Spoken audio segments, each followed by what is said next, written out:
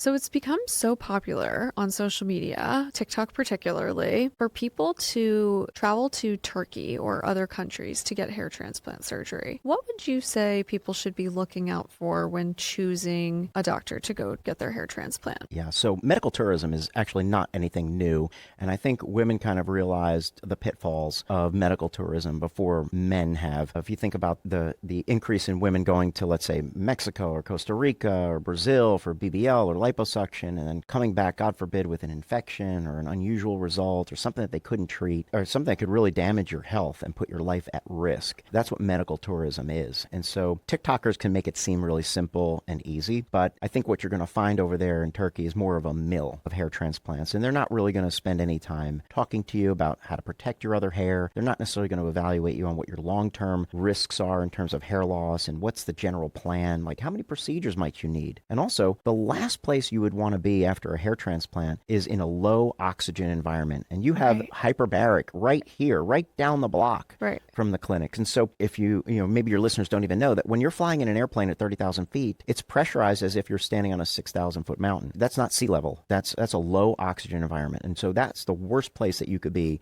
if you just had skin surgery. I don't know. I wouldn't want to be thousands of miles away from home or traveling back from a medical tourism. And I can't even speak the language of the people who worked on me. And I don't even know if they're doctors or not. So Right. I would caution patients. Of course, it is a popular destination, no doubt. But this is something that you're going to have to look at on your face, on your head for the rest of your life. So Yeah. do it right the first time. Yeah. Not the time to be looking for the bargain deal.